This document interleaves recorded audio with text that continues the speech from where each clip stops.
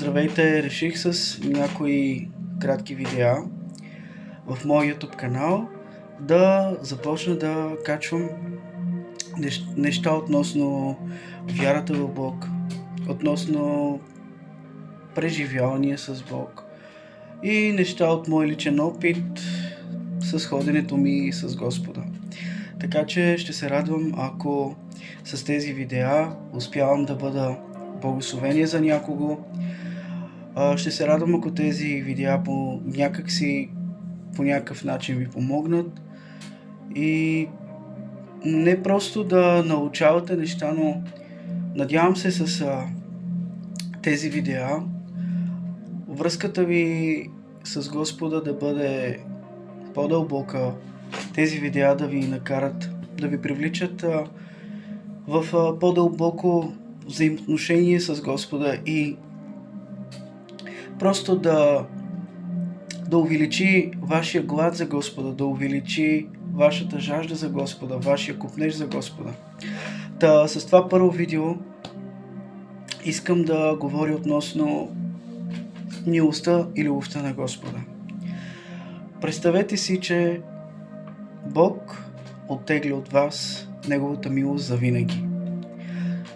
Как бихте се почувствали в този момент? Как бихте се почувствали, ако Бог решава просто да се отрече от вас и ако Бог просто ви отхвърля за винаги?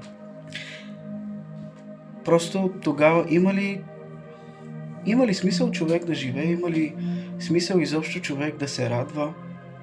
Има ли смисъл тогава изобщо човек да има желание за каквото и да е било? Ако Бог оттегля от него милостта си, ако Бог оттегля от него любовта си, тогава всичко губи своя смисъл. Затова аз съм благодарен на Господа за Неговата милост и любов към всеки един от нас. И с това видео искам да знаете, че Бог никога няма да оттегли любовта и милостта си от вас. Защото ако Бог оттегли милостта и любовта си от вас, просто всичко губи смисъл. Живота губи своя смисъл. Просто без Неговата милост и любов идва смърт. Било емоционална, духовна. Идва сриване. Затова те насърчавам с това видео да не губиш своята вяра, че Бог те обича. Да не губиш своята вяра, че Бог е все още милостив към теб. Често дявол ще идва и ще се опита да те накара да повярваш, че Бог не те иска.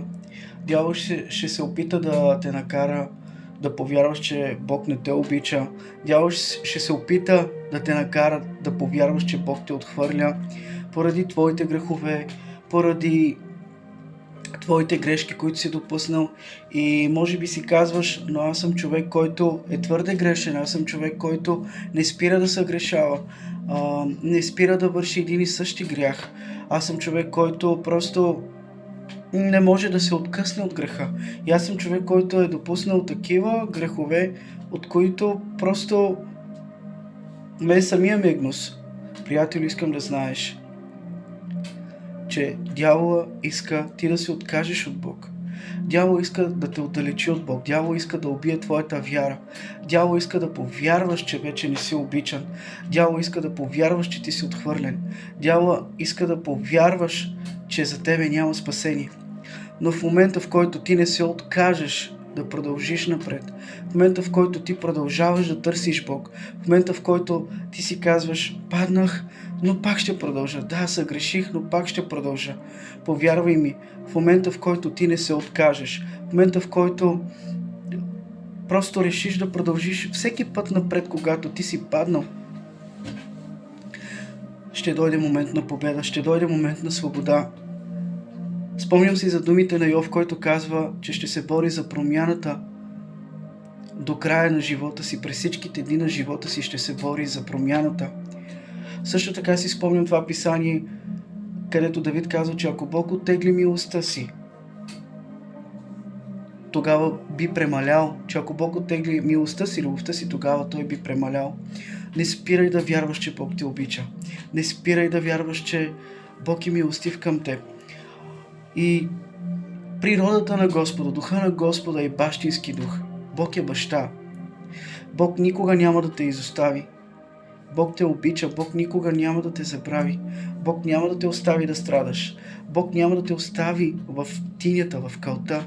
Бог няма да те остави да бъдеш смачкан, ако ти не се откажеш, ако ти решиш да продължиш напред, ако ти решиш да се бориш, ако ти решиш и повярваш, че въпреки твоите падения, въпреки твоите недостатъци, въпреки твоите грешки, Бог те обича, ще стигнеш до победа, приятелю.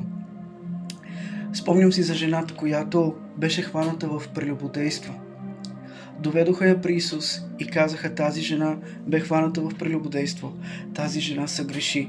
Тази жена заслужава смърт. Тази жена не заслужава да живее. Тя е грешна. Тогава Исус им каза: ако някой от вас е безгрешен, давайте, убийте я, направете го. Казва се, че милостта на Господа, милостта на Бог тържествува над съда. И точно това се случи с тази жена.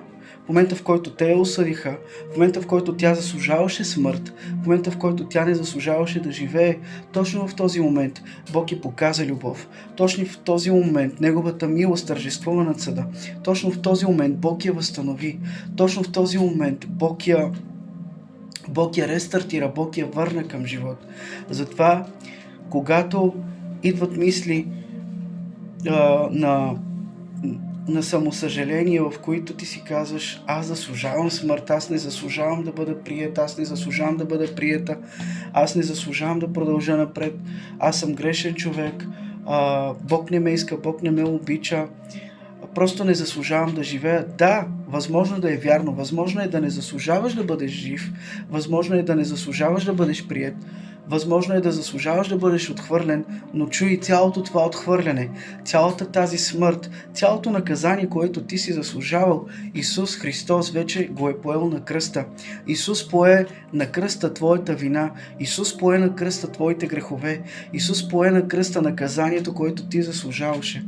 Исус пое на кръста целият срам, цялата болка от срама, цялото отхвърляне, целият гняв. Исус го взе на кръста. Има за теб милост в кръвта на Исус. Има свобода в кръвта на Исус. Има победа в кръвта на Исус. Има освобождение от всяка вина в кръвта на Исус. Има освобождение и спасение от всяка вина, от всеки срам, от всяка смърт, от всяка болест, от всяко проклятие, от всяко осъждане, от всичко нечисто, от всяко зло. В кръвта на Исус, в жертвата на Исус, направена за теб, има спасение и свобода, приятелю.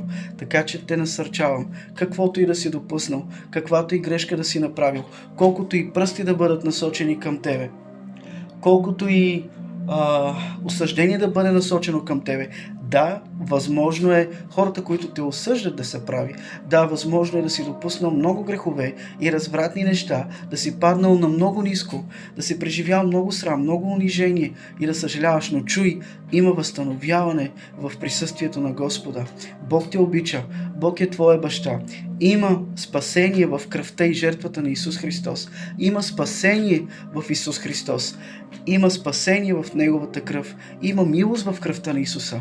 Продължавай напред, независимо с каква зависимост се бориш, независимо с какъв срам се бориш. Бог е твой баща. Той е този, който те обича повече от самия те, повече от най-близките ти. И даже в най-трудните ти моменти, дори и никой да не се отзовава, Бог е готов, докато го ти призоваваш, да дойде при теб. Даже в момента, в който ти не го призоваваш, а просто те боли и си казваш: Господи, къде си? Имам нужда от теб. Присъствието му, духа на Господа ще дойде със сила в теб, ще дойде със сила върху теб и ще придигне твоя дух. Затова уповавай на Господа. Не позволявай на врага да те лъже, че Бог не те обича. Не позволявай на врага да те лъже, че Бог те е оставил. Не позволявай на врага да те лъже, че Бог те мрази и че Бог те отхвърлил. Не, приятелю. Обичай Бог като твой баща. Позволи на Неговата любов да влезе вътре в теб. Попивай от Божията любов. Предай се на Божията любов. Неговата любов ще те възстанови, Неговата любов ще те привдигне, Неговата любов ще те очисти. И чуй, без любовта на Господа няма как ти да се промениш, защото любовта и милостта на Господа ще те водят към промяна, ще те водят към освобождение, ще те водят към мир. И аз се моля в името на Исус, точно сега ти да приемеш любовта на Господа, Неговата бащинска любов. Казва се, че ако майката, която е кърмила детето си, го забравя, Бог никога няма да те остави и няма да те забрави. Той е Бог, Той е твой Творец, Той е твоя баща. Да, възможно е ти да си грешен човек, но Бог като баща не те оставя. Бог като твой Творец те обича. Бог като твой Творец е с теб. И независимо в каква трудност се намираш, независимо през каква трудна ситуация преминаваш и изживяваш, просто го призови. Той е до теб. Той е с теб. Господи, аз се моля за възстановяване. Татко, аз се моля всяка лъжа на лукавия, всяка лъжа на дявола да бъде разбита. Всяка лъжа, в която, Господи, врага говори, че ние сме отхвърлени от Теб. Всяка лъжа, в която врага говори, че Ти не обичаш поради греховете ни, че Ти си ни отхвърлил поради греховете ни, точно сега да бъде разбита. И, Татко, нека приемем, Татко, Твоята милост, чрез Твоята кръв, чрез Твоята благодат, чрез Твоя дух, нека дойде възстановяване, нека вярата, Господи, на всеки човек да бъде привдигната и, Господи, всяка лъжа срещу Твоята любов да бъде в името на Исус разчупена, да бъде разрушена, да бъде изкоренена, да бъде премахната в името на Исус. И нека, Господи, дойде вяра в Твоята любов, вяра в Твоята милост, вяра, Господи, че кръвта Ти говори добро за нас. Кръвта на Исус Христос говори добро за теб. Кръвта на Исус Христос има прошка за теб. В кръвта на Исус Христос има изцеление, освобождение, възстановяване, очистване за теб. Ти си победител чрез кръвта и духа на Господа, чрез кръвта и словото на Господа. Приближи се при Господа, търси Господа, пристъпи към престола на благодата с дързост и ще намериш милост. Бъди благословен в името на Исус.